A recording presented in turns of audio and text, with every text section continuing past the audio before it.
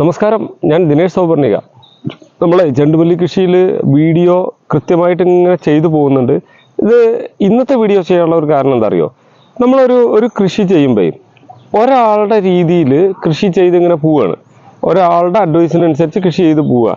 അപ്പോൾ ആ രീതിയിൽ പല ഘട്ടങ്ങളിലും ഇപ്പം ഞാൻ എൻ്റെ രീതി നിങ്ങൾക്ക് പറഞ്ഞു തരുമ്പോൾ പല ഘട്ടങ്ങളിലും പല മാറ്റം വരുത്തിയിട്ടാണ്. വളം അധികം നമ്മൾ എവിടെയും പറയുന്നില്ല, കുറച്ച് വളം, അതായത് ഒരു 1, 2, 3 കിലോ വളങ്ങൾ കൊണ്ട് തന്നെ വളരെയധികം ചെടികൾക്ക് ഏറ്റവും ഡയലൂട്ട് ചെയ്ത് കൊടുക്കുന്ന രീതിയാണ് നമ്മൾ പറയുന്നത്. ഒരു ഡപ്പം 10 വെച്ചാൽ 1 കൊല്ലം 2 കൊല്ലത്തിനോ നിങ്ങൾക്ക് ഉപയോഗിക്കാം. അത്രയും സാധനം കിട്ടും. കാരണം ചെറിയൊരു ഡപ്പ കൊണ്ട് വളരെ കുറഞ്ഞ അളവ് എടുത്ത് ഉപയോഗിക്കുന്നു. അപ്പം ഇങ്ങനെ പറയുമ്പോൾ ചില ആളുകളുടെ മണ്ണിൽ വളം വലിച്ചെടുക്കാനുള്ള കഴിവ്, മണ്ണ് അധികം ഫലഭൂയിഷ്ടമല്ലാത്തത് കൊണ്ടും മഴ കൂടുതൽ കൊണ്ടൊക്കെ വളർച്ച കുറവുണ്ടാകും. ആ സമയത്ത് മറ്റൊരു സ്ഥലത്തെ ചെടി വളർച്ച ഉള്ളത് കണ്ടിട്ട് അവരോട് വളം ഏതാണെന്ന് ചോദിച്ചിട്ട് ചെയ്യുമ്പോൾ ഒരു കാര്യം ശ്രദ്ധിക്കണം.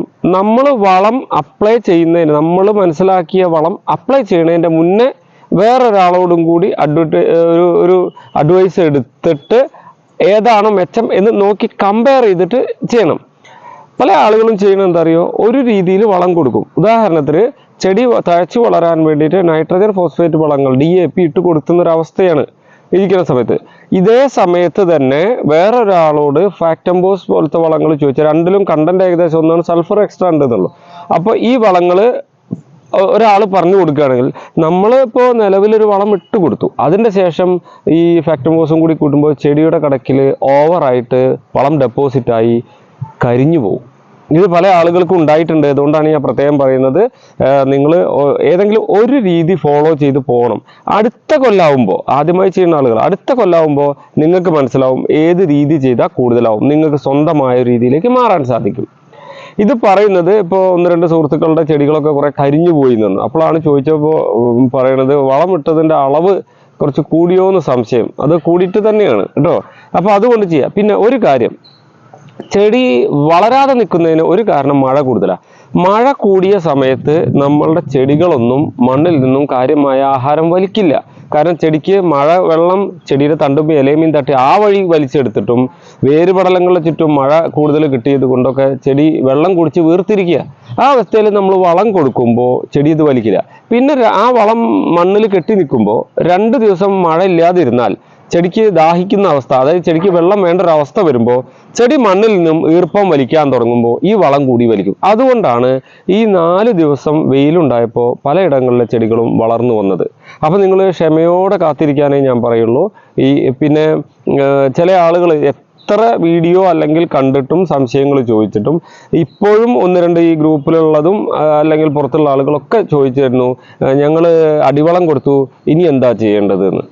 അതൊക്കെ വീഡിയോയിൽ പറഞ്ഞിട്ടുണ്ട്. അപ്പം ഞാൻ ചോദിച്ചു, എന്താ വേറെ വല്ലതും കൊടുത്തോ, DAP വളങ്ങളോ വല്ലതും കൊടുത്തു എന്ന് ചോദിച്ചപ്പോൾ അന്ന് കൊടുത്ത ചാണകപ്പൊടി മാത്രം ഇട്ടു, പിന്നെ ഒന്നും കൊടുത്തിട്ടില്ല, പിന്നെ സമയം കിട്ടിയില്ല ജോലിക്ക്. അതൊന്നും ഇതിലൊരു ഘടകമല്ല. നിങ്ങളുടെ ജോലി, നിങ്ങളുടെ സമയം, അതേപോലെ നിങ്ങൾ കൃഷി ചെയ്യാനുള്ള മനസ്സ്, ഇതൊന്നും ചെടിക്കറിയില്ല.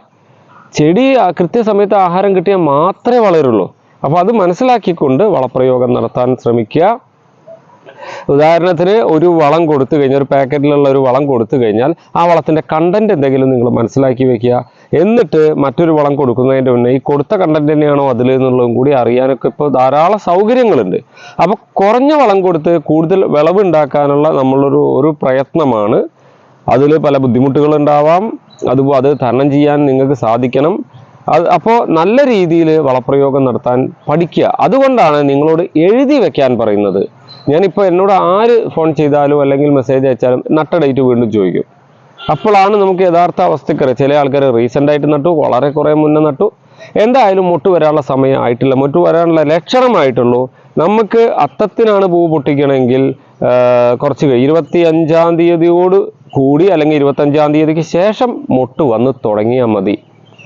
നമുക്ക് സമയമുണ്ട്. ഇതിൻ്റെ ഇടയിൽ മഴ ചതിച്ചിട്ടില്ലെങ്കിൽ നല്ല ക്ലിയർ ആയിട്ട് പോകും കേട്ടോ. അപ്പോൾ ശുഭപ്രതീക്ഷയോടുകൂടി പോവുക, നല്ല രീതിയിൽ വളപ്രയോഗം നടത്തുക.